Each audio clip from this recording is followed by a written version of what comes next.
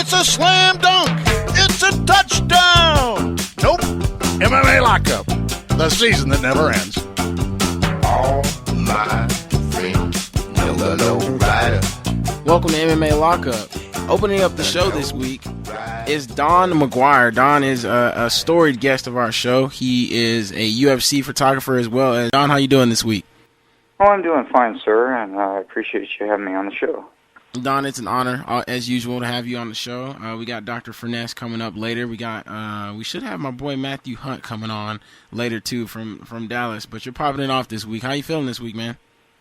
I'm feeling pumped. Got a lot of things going on, and would like to get it out to the world. And, it's been a very, very, glamorous week in my career for me. And, like I said, it's a pleasure to be able to be on your show and get that out to the public. Once again, you're listening to MMA Lockup. That's Don McGuire, UFC photographer. Don, speaking of the UFC, let's get right into UFC 163. There's 3 fights that I'm really excited about on this card. The first is going to be the women's match that's on this card. Amanda Nunes versus Sheila Gaff, the Lioness versus the German Tank. What's your take on this fight, and where do you think it's going? I think Nunes is going to take it. I think it's going to go to the ground. I think it's going to be by submission in the first round. That's just my personal opinion. After watching several hours of footage, I think it's going to be a fantastic fight. As in any fight, it could be anybody's game, but I think Nunes is going to take it on the ground with a submission. Sheila Gaff is no slouch on her own. I think Amanda's going to take this fight, too. I'm not really sure if she's going to TKO or if she's going to submit her. Her submission game is top-notch. I mean, that's a great way of kind of bringing it up. I think she's got one of the best submission games. Both fighters are very good, and they're both, very qualified to be on this card, and I think it's going to be one hell of a fight. I just think that there's a slight advantage to Nunes. I believe she's going to take it. But like with any fight, anything can happen. I just like that the women's world of martial arts is coming to the forefront, and a lot of people are enjoying it. I've even dealt with, sanctioning bodies after we've done other events, and they've even, said to me that they enjoyed watching the Invicta fight the night before more than they did the fight we were shooting the day after. And I'm seeing that a lot more in postings and things, and even in my postings of women fighters. And thank you again, Miesha Tate, for tagging me. And, it's just, I think the women's world of MMA is getting ready to just blow up. I think this is a fantastic card for it to start. I just really do. And Gaff coming into this fight, and I believe she's got all finishes in her fight. What does she kind of hold over Amanda Nunes? What's her advantage in this fight? I think it's power. I think it's strength and core conditioning. Not to take anything away from Amanda Nunes, but I just think the core strength is formidable. I mean, these are just 2 top-notch fighters that couldn't even. I mean, I think this is a perfect pairing. It like I said, it could go either way, but I see the submission master taking on the power and coming out victorious. I know it was funny. We were talking before the show. We kind of have, little crushes on a few of these UFC women's fighters, and it's kind of funny because some people kind of get mad and they think that we're objectifying these women fighters. But I mean, I don't really think it's objectifying a woman to say she's beautiful, right? No, I don't think it. I think a woman would take it as a compliment if it's put in the right context. I'll personally say I think Miesha Tate's one of the most adorable women that I've seen in the UFC. I'll be the first to admit that I even got a crush on her, and I've shot worldwide. As you know, I'm an international fight photographer, combat sports, and I don't know. Miesha Tate is just absolutely adorable to me. I think in this day and age, if you're an MMA fan and you don't have a crush on one of these girls on the roster, you're not watching the right sport, maybe. I don't know what's wrong with you. Exactly. I agree with you 100%. I've shot Ronda Rousey, a lot of women fighters, and for some reason, just Miesha Tate, I'm just enamored by her. And like you said, if you're not enamored by any woman fighter, then you're watching the wrong sport. you must be watching Russian, deadlifting, women's deadlifting or something. It's because I mean there are some absolutely beautiful women in the sport of mixed martial arts that are just devastating it, and I am very proud to be a part of that, and I want to be in the forefront of women's MMA when it just completely takes off and it's a complete sport and card of its own. You listen to MMA Lockup. That's UFC photographer, international Muay Thai event photographer. I mean, this guy does everything. Boxing, anything where people getting their faces beat in. You'll see Don over there in the corner taking pictures.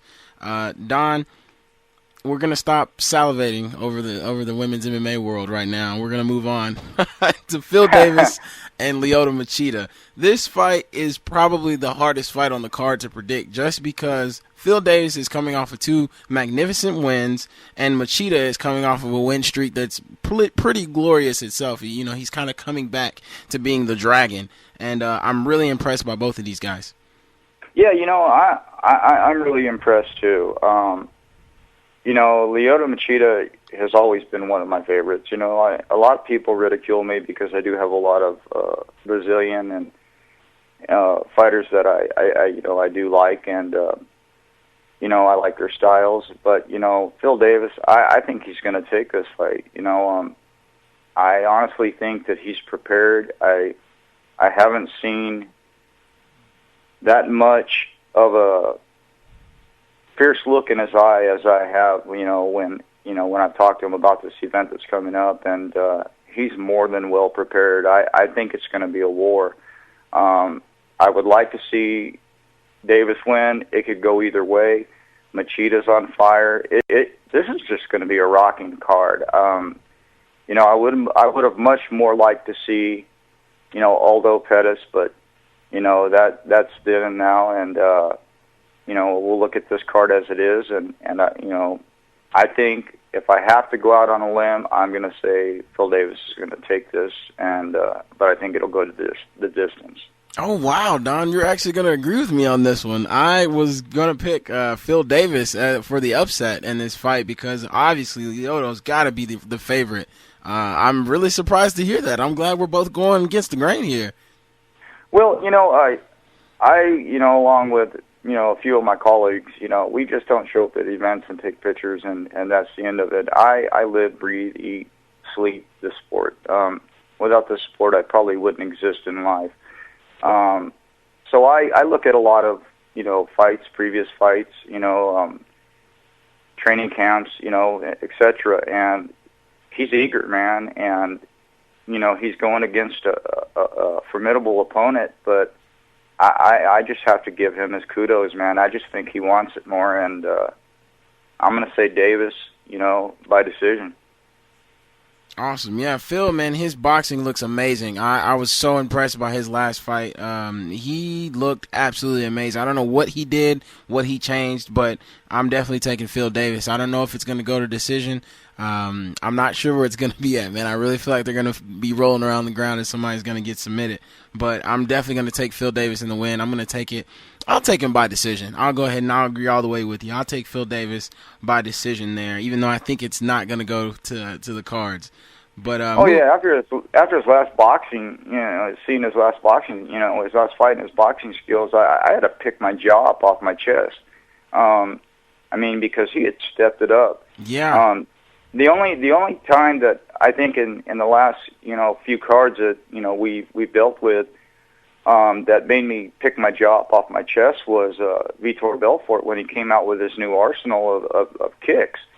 And I got a lot of praise for me stepping up and saying that a lot of these UFC stable fighters that are getting up there in age need to either add a new arsenal to their game or step down on some of these young eager fighters get up in the rankings.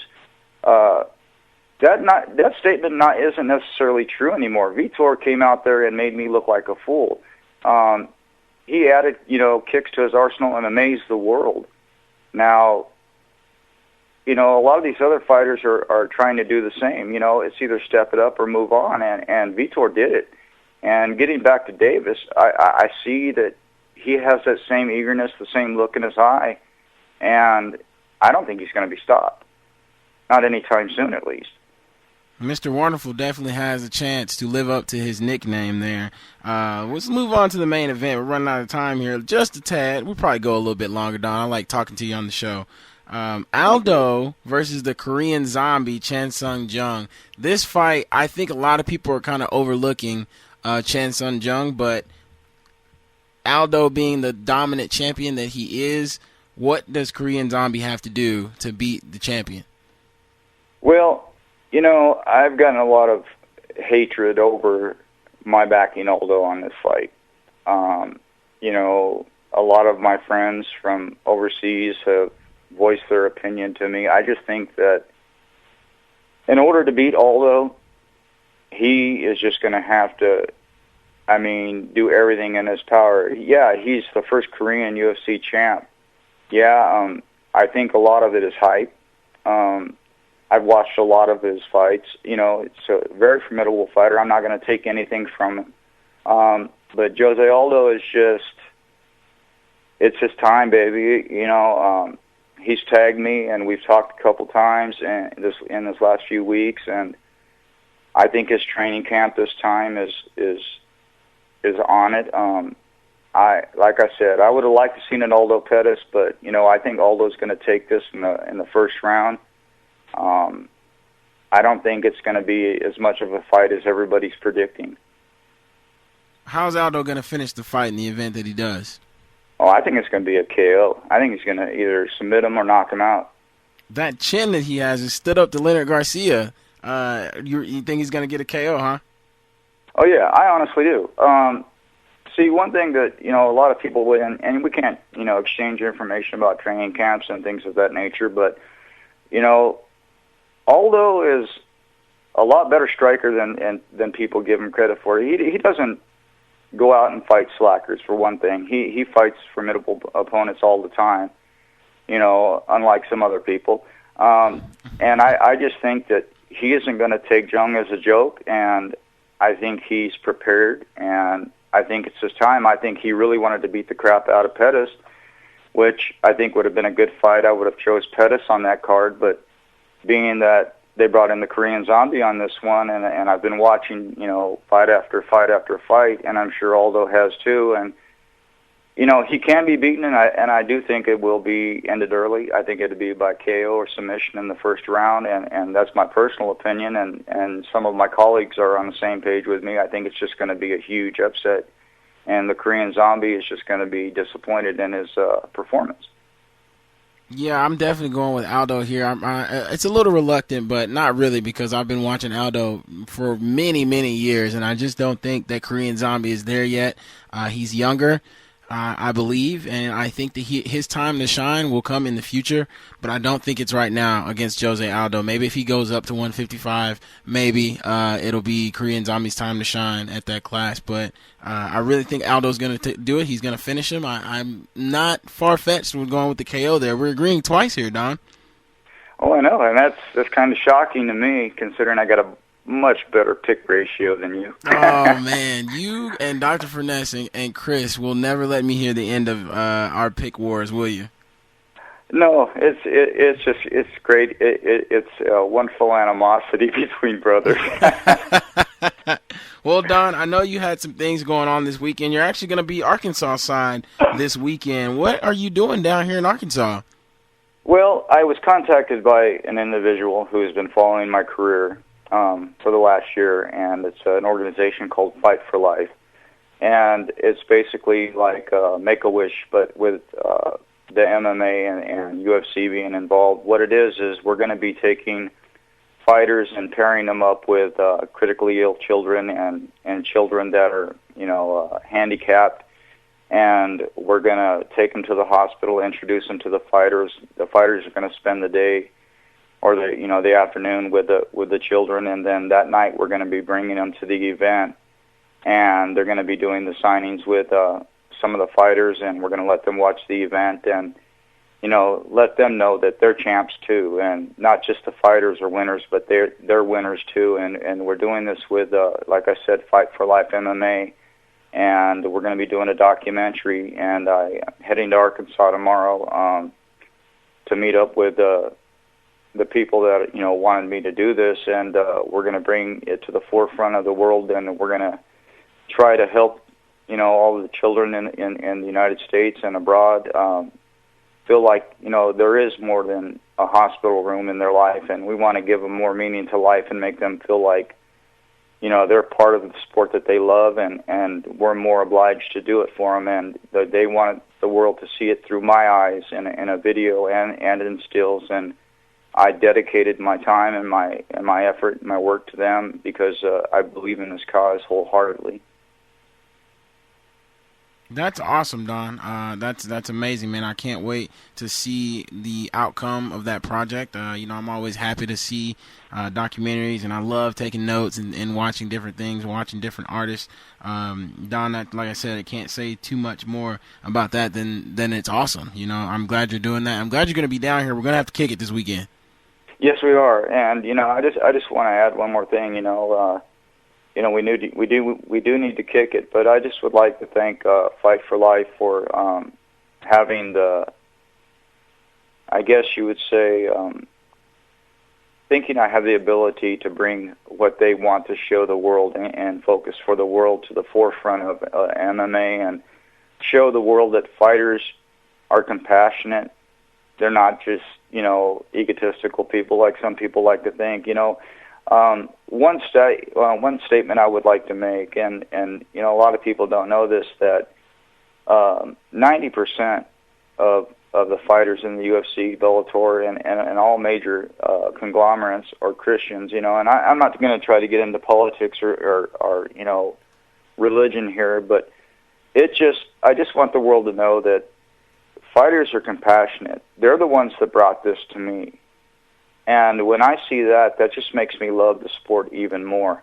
There is so much more humbleness in the sport today than I've ever seen in my whole career. And I would just like to personally thank each and every fighter for what they're doing and trying to make their sport such a glorious occasion, not just for them, but for the fans, for disabled children, for adaptive sports, everything. It's just wonderful what the fighters want to bring to the forefront for the fans and for the photographers and the people that are involved. I just think it's a glorious occasion that we can all get together and do this for the world. You're listening to MMA Lockup. That is UFC photographer, Muay Thai event photographer, boxing photographer, internationally known Don McGuire on MMA Lockup. I'm Bernard Oliver, your host here. We're going to take a little break here for a second. Don, you're down for another segment? Yes, sir. All right, guys, make sure you go like us on Facebook. Make sure you follow us on Twitter. Look us up on YouTube. That's going to be C.Matthews after our host of the show, Chris Matthews. You look us up on Google Plus at MMA Lockup. You guys go find us. I mean, we're everywhere. You can't search MMA Lockup on Google without finding us. So make sure y'all go do that. When we get back, we're going to finish up with Don McGuire. We got Dr. Gary Furness, and we got Matthew Edward Hunt from Dallas, Texas on the show. You're listening to MMA Lockup. Hey, if you're out of the loop, we've got the scoop on mixed martial arts. MMA Lockup, your guide to combat sports.